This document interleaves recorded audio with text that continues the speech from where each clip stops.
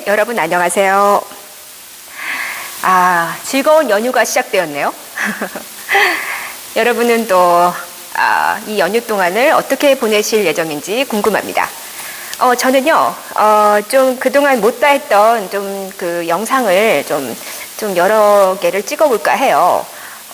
그리고 제가 ESG와 관련된 책을 준비하고 있거든요. 그래서 이 주제로 좀 이렇게 글을 좀 많이 써야겠다는 생각을 했습니다. 특별히 저는 뭐 어디를 다니거나 뭐 누구를 만나거나 그런 약속은 아직 없어요. 그래서 좀 공부하는 한 주가 되지 않을까 생각하고요. 오늘은 여러분께 이 ESG의 경영 사례 중에 나이키의 사례를 좀 가져왔습니다. 여러분들 뭐 사실은 굉장히 친숙하잖아요, 나이키. 아마 누구나 한 켤레 정도는 나이키 운동화를 가지고 있을 거예요. 그리고 모자도 가지고 있고, 저희 아버지, 어머니한테도 나이키 신발을 선물해 드렸고요. 네. 아무래도 이제 나이키 하면은 뭐 스포츠화, 러닝화, 또 이렇게 아무튼 전반적으로 전 세계 1위, 대표적인 1위 스포츠 업계 그 브랜드죠. 그래서 누구에게 선물을 할 때는 아무래도 좀 돈을 더 들이더라도 나이키를 더 선물하게 되는 것 같아요. 근데 이 나이키가 ESG와 같은 이러한 친환경적이고 분야에 있어서도 단연선두를 앞서고 있다라는 소식을 전해드리면서 왜 그것이 가능했느냐, 그리고 어떤 부분에서 친환경적인 소재를 쓰고 있냐, 이런 것들을 여러분께 소개를 해드리고자 합니다. 네. 이번에 도쿄올림픽 때 보니까 매 경기마다 그게 뭐 사이클이든 육상이든 뭐 하다못해 무슨 네, 저는 그게 뭐죠? 하다못해 수영복까지도 이 나이키 제품을 착용하고 나온 그러한 선수들을 많이 봤어요. 그 정도로 이제 나이키 제품은 올림픽에서도 단연 아주 인기 있는 상품이 아닌가 하는 생각이 듭니다. 그런데 이 나이키가 ESG 경영을 하게 된 동기가 있어요. 그리고 일단 그 역사적인 배경이 있는데, 근데 이것도 이제 역사가 있어요. 1990년대 나이키는요, 일단 동남아 지역의 이 공장, 그 제품을 직접 제조하는, 신발을 제조하는 공장이 동남아에 주로 있는데, 이제 하청을 준 거죠, 동남아 국가에게. 근데 이제 그 노동자들, 예를 들어서 파키스탄이라던가, 에티오피아라던가, 인도라던가, 이러한 그러니까 또는 인도네시아, 말레이시아, 이런, 그러니까 그 저개발 국가들의 그 신발 공장에서 일하는 그런 하청업체죠. 하청업체 노동자들의 인권에는 신경을 쓰지 않았었어요. 그러니까 무관심했던 거죠.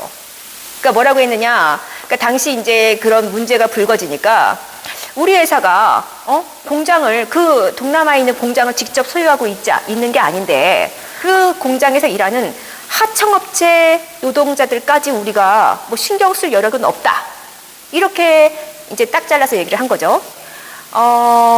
그러면서 이제 뭐라고 하느냐, 우리는 오히려 제3세계 국가들의 살아가는 그런 노동자들에게 빈곤을 탈출할 수 있는 그러한 기회를 오히려 제공하는 그러한 업체다라고 변명을 한 거죠. 그런데 이제 그 이후에 어떤 한 잡지에서 12살짜리 파키스탄 소년이 이렇게 축구공, 나이키의 그 로고가 새겨진 축구공의 그 바느질을 하는 장면이 딱 찍힌 게 올라와요. 그 사진이 실린 거죠, 그 잡지에.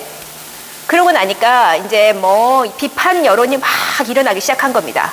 그래서 하청업체, 야, 나이키가 아무리 너희 글로벌 기업이지만 그게 그 동남아에 있는 그런 공장이 네 것이 아니라 해도 그 하청업체 노동자들의 어떤 인권, 그 관리 시스템, 통제하는 시스템의 그 관행을 너희가 바꿀 수 있다. 그러니까 바꿔라.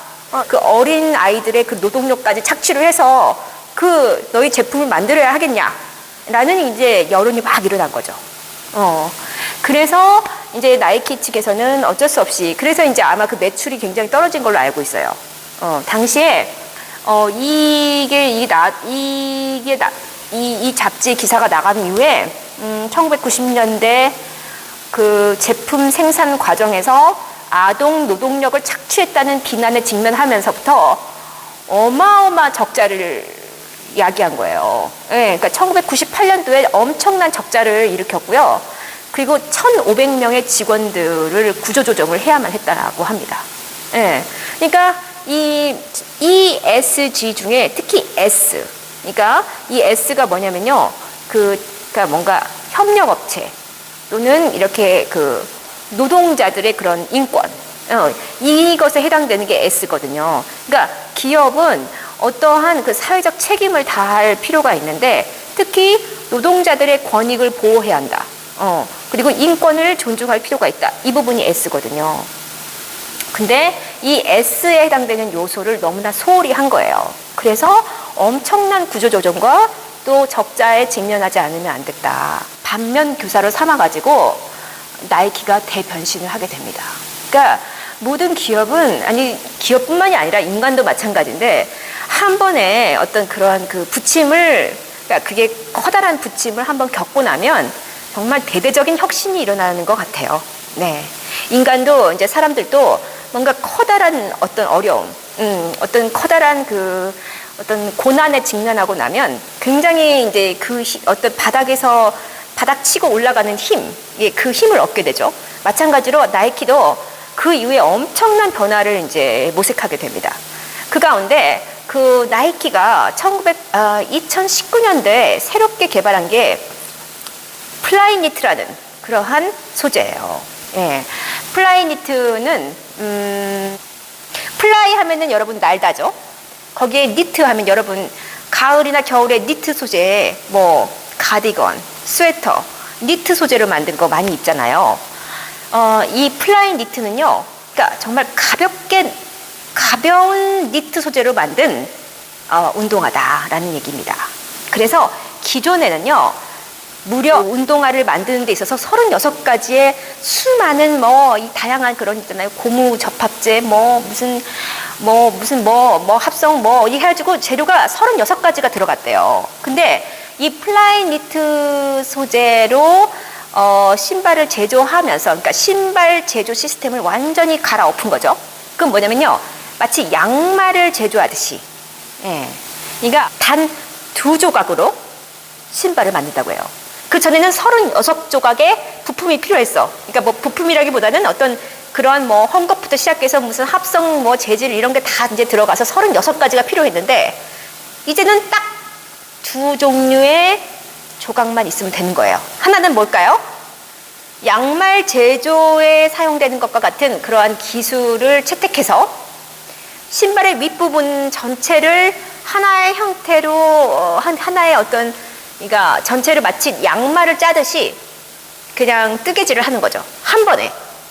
예, 그러니까 양말 짜듯이 처음부터 끝까지 그냥 하나의 소재로 딱 만들어진 거예요. 이 플라이 니트 제품은 바로 이러한 양말을 제조하는 데 필요한 그러한 기술을 가져와서 이 신발 제조에도 동일하게 이 기술을 적용해서 만든 거란 말이다. 그래서 더 이상은 이거를 운동화를 하나를 만들기 위해서 뭘 자르고 꿰매고 이럴 필요가 없게 된 거예요. 그래서 그 신발 공장에 수많은 그 노동자들이 들어가서 그 굉장히 그 다양한 그 부품처럼 다양한 업무를 했던 그 노동 집약적인 제조 공정이 사라졌다. 그리고 또 하나, 기존 운동화보다 66%의 폐기물이 덜 발생되었대요. 그러니까 폐기물을 66%나 감축시킨 거라고 합니다. 네. 그래서 여러분 보시면은 나이키 이렇게 제품 이렇게 쭉 이렇게 여러분 이제 쇼핑몰 들어가서 보다 보면은 플라이 니트라는 그게 써 있어요. 그 제품에는 플라이 니트 소재로 만들었다. 이러한 제조 공정으로 만들었다 해서 나이키 줌 플라이 니트 이렇게 써 있다는 거죠. 그래서 이제 이 소비자들이 그런 어떤 제조 공정에 있어서 환경적인 측면을 고려해서 만든 제품을 선호하게 됐다. 그래서 플라이 니트 제품이 잘 팔리고 있다고 합니다. 또 다른 친환경적인 행보를 하고 있어요. 그게 뭐냐면 나이키 그라인드 재료. 그라인드라는 것은 여러분 분쇄한 거죠. 가루. 나이키가요.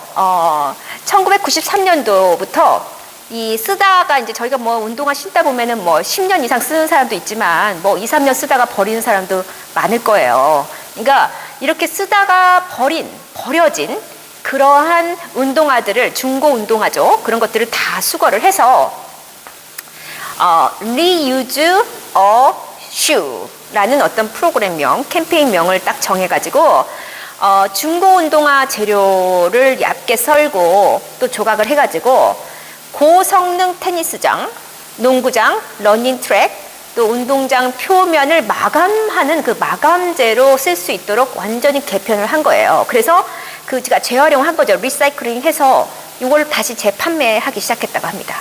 그러니까 20년 동안 지금 그렇게 계속 나이키 그라인드라는 어떤 품목으로 이렇게 재판매를 해왔다는 거예요. 재활용 제품을 판매해왔죠.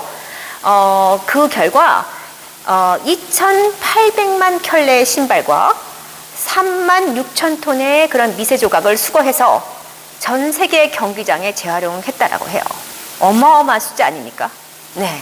이것 또한 ESG 경영 중에 특히 E에 대한 어떤 공헌을 한 거죠. 자, 그래서 이제 이러한 행보를 하다가 작년 2020년 정말 놀라운 또 새로운 소재를 또는 새로운 소재로 만든 제품이 나타나죠. 2020년 또 놀라운 소재로 만든 새로운 제품을 출시합니다. 그게 뭘까요? 뭐 나이키 매니아들은 아실 텐데요. 크리에이터 폼 또는 크리에이터 시리즈라고 합니다. 저는 처음에 이 크리에이터가 뭔가 했어요. 저는 크리에이터를 잘못 발음해서 크리에이터라고 하는 게 아닌가. 그게 아니라 그냥 이름 자체가 크리에이터더라고요. 이 시리즈 이름이. 이게 뭐냐면요. 재생 원료를 사용해서 이제 아예 제품을 만드는 거예요. 재생 원료라는 건요. 이제 뭐냐면은 그러니까 이게 이제 쓰레기. 이제 아예 그냥 쓰레기를 가지고 뭐라 하죠? 운동화를 만드는 거예요. 버려진 폐기물 또는 버려진 쓰레기들을 수거해 가지고 와서 크리에이터 임팩트라는 그러한 어떤 기획의 한 단계로서 그러니까 일단 이 쓰레기들 다 가져와 가지고 이제 일단 모아놓고 이 중에 이제 이 폐기물들을 재활용해서 이제 뭐 각종 이제 이제 상판에 들어가면 상판에 들어갈 소재면 여기에 그다음에 깔판이나 이 바닥재에 들어갈 소재는 또 거기에 이렇게 끼워 넣는 거예요. 끼워 넣고 근데 이제 은밀하게 끼워 넣는 거죠. 보이지 않게. 그러니까 소비자들은 몰라. 그게 과연 폐기물, 쓰레기로 만들어진 운동화라는 걸 감쪽같이 모르게 아주 정말 세련된 디자인으로 만들고 그다음에 충격을 최소화할 수 있는 그런 재료를 눈에 띄지 않게 사용을 해서 이제 크리에이터 임팩트라는 어떤 새로운 또 제품으로 출시를 한 건데 이것 또한 또 대인기를 끕니다. 그래서 이러한 그런 좀 이렇게 폐기물을 재활용하고 버려진 운동화들을 또 수거해서 그것을 다시 가루로 만들어 가지고 운동장의 마감재로 사용을 하고 그다음 또 플라잉 니트라는 또 그러한 단 2조각으로 운동화를 생산하는 그러면서 폐기물을 66%까지 줄이는 그러한 어떤 전반적으로 즉 친환경적인 지속 가능한 지구를 만들기 위해서 노력하는 그러한 ESG 경영이 상당히 그러니까 나이키의 평판에 크게 작용을 했어요. 그래서 이제 왜 그러면 나이키가 이렇게까지 대변신을 했느냐? 그거는 이제 아까도 말씀드렸듯이 1990년대 동남아에서 제조되는 신발 제조 과정에서 아동의 노동력을 착취했다는 비난에 직면했다고 했잖아요. 그것으로부터 얻은 교훈이 굉장히 큰 거예요. 그래서 이제는 뭔가 이렇게 이제 이러한 좀 실수를 하지 않아야겠다라는 생각을 한 것 같고 또한 최근에 또 불거진 사례가 있죠. 노동 인권에 대해서. 뭐가 있을까요, 여러분? 네, 올 3월에 중국의 서부의 신장 위구르라는 지역이 있죠. 그 신장 위구르에서 제조를 하는데 그것 또한 또 노동 인권에 문제가 있다라는 이제 기사가 나온 거예요. 예. 그러니까 이제 나이키가 또 입장을 밝혔죠. 우리는 더 이상 중국의 신장 위구르에서 생산되는 그러한 제품과 원자재를 공급받지 않겠다라고 아예 그냥 선언을 한 겁니다. 그러니까 3월 달에 그게 이런 이슈였던 것 같아요. 그러니까 이제 신장 위구르 지역이 사실 지금 중국의 시진핑 정부에서는 상당히 탄압을 하고 있는 지역 중에 하나 아닙니까? 그러니까 지금 시진핑은 한족이잖아요. 그러니까 한족 중심으로 이 중국에 있는 수많은 소수 민족들을 이렇게 탄압을 하고 이게 뭔가 통제를 하려고 하는 그런 움직임이 커요. 그래서 이제 그 방편의 하나로 신장 위구르 지역을 통제하기 위해서 이제 사실은 이제 거기에 수많은 그러한 민주 노동자들, 독립 투사들을 이제 강제적으로 이렇게 복역을 시켰죠. 그러니까 감옥에 가두고 이제 그거 자체가 인권에 문제가 있는데 그들에게 강제 노동을 시켰다 이겁니다. 공장에서 강제 노동을 하는데 그 가운데 하나가 이제 나이키가 공급받는 나이키 신발을 만드는데 필요한 그러한 이제 원자재 같은 것을 공급을 받았다는 거예요. 그 신장 위구르로부터. 그런데 이게 이제 아무래도 이제 인권 문제가 있다 보니까 나이키는 더 이상 우리는 신장 위구르에서 생산되는 원자재나 그러한 부품이나 그러니까 이런 소재 같은 거를 더 이상 우린 공급받지 않을 거야 하고 밝혔는데 그리고 나서 이제 어떤 일이 벌어졌느냐? 중국 내에서 불매 운동이 일어난 거예요. 우리 더 이상 나이키 거 안 사. 나이키 신발 필요 없어. 해가지고 유튜브 방송에서는 누군가가 중국인이 나이키 신발을 화형시키는 그런 장면까지도 찍어가지고 올렸다고 해요. 그러니까 이제 완전히 진짜 보이콧을 당한 거죠. 중국인들은 이제 어쨌든 시진핑의 정책을 응원하는 사람들이 이제 한족들이 많을 거 아닙니까? 그러니까 시진핑의 이러한 정책에 반한, 나이키 네가 뭔데? 그거에 대해서 그렇게 반발을 하느냐? 이 부분에 대해서 이제 화가 난 거죠. 그래서 보이콧을 했는데 2분기, 그러니까 6월 달에 발표한 2분기 나이키 실적에서는 오히려 시장의 전망을 웃도는 매출과 수익을 올린 거예요. 그래가지고 주가도 약 그 당시에 15%나 급등을 했다고 합니다.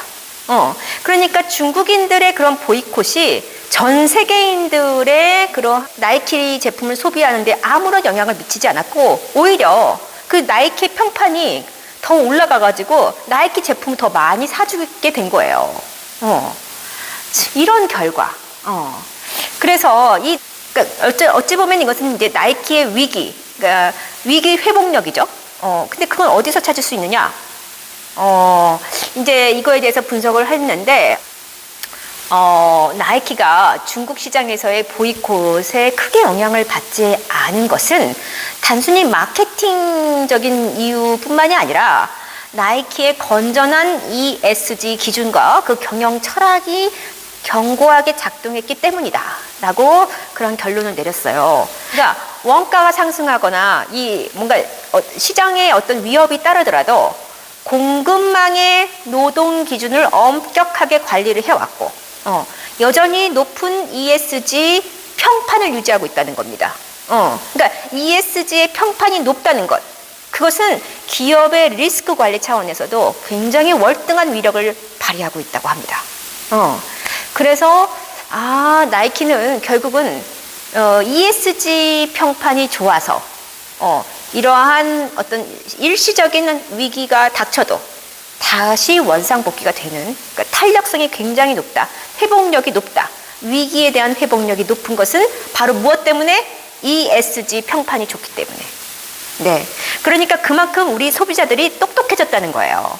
지금은 우리 소비자들이 윤리적인 소비, 그리고 친환경적인 제품으로 만들어진 그러한 제품을 더 선호하고, 그리고 이렇게 제가 지난번에도 소개를 했듯이 미생물에 의해서 이렇게 완전히 분해돼서 자연으로 돌아가는 그러한 PLA 상품이었던가요? 제가 그러니까 버려졌을 때 자연으로 그대로 돌아가는 자원 순환이 되는, 그러니까 순환 경제에 기여를 하는 그러한 PLA 플라스틱 소재에 대해서 설명을 한 적이 있어요. 그런 착한 기업에게 저희가 더 많은 점수를 주고 그러한 기업 제품을 더 많이 구매를 해주는 단계로 나아가고 있다. 그래서 이 소비자들의 소비 행태가 이미 윤리적인 기업의 그 제품을 더 많이 선호하는 방향으로 가고 있기 때문에 그 평판이라는 것, 이 평판이 굉장히 중요해졌고 그것이 브랜드 이미지, 기업의 브랜드 이미지랑 결합이 되면서 이제는 정말 이렇게 나이키의 경우처럼 일시적인 위기가 닥치더라도 소비자들이 그걸 외면하지 않는다는 거예요. 그렇게 어쨌든 뭐라 하죠? ESG 기업 차원에서 ESG 조직위원회를 만들고 경영위원회를 설치하고 그래서 뭔가 이렇게 를 비롯한 이사진들이 모두 어떤 기업을 좀 더 ESG 친화적인 기업으로 만들려고 노력하는 그러한 어떤 모습이 전반적으로 이 이제 투자자들, 그러니까 ESG 평가 기관뿐만이 아니라 전 세계의 어떤 글로벌 자산 운용사, 또 우리나라로 치면은 국민연금공단, 그리고 이제 각 금융사들, 금융투자사들, 그러니까 이런 기관들이 볼 때는 굉장히 매력적인 요소라는 거예요.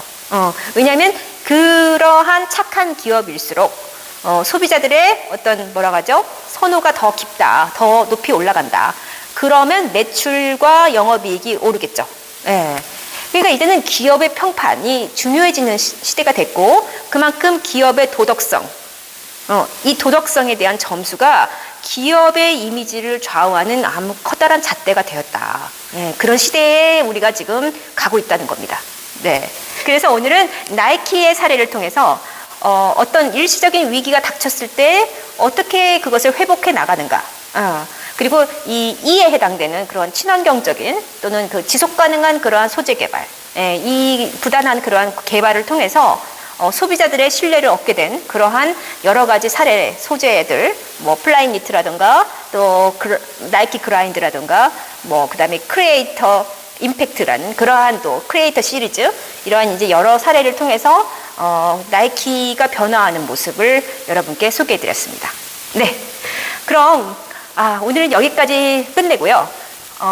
제가 여러분이 이제 좀 궁금해할 게 뭘까라고 생각을 해보니까 이 탄소 배출권, 탄소 거래세, 탄소 국경세 이게 도대체 구체적으로 어떻게 된다는 거야? 이게 궁금해하실 것 같아요. 제가 그래서 다음 시간에는 이걸 좀 정리를 해서 여러분께 좀 알기 쉽게 설명을 해드리겠습니다. 네, 그럼 오늘도 제 영상을 시청해 주셔서 감사합니다.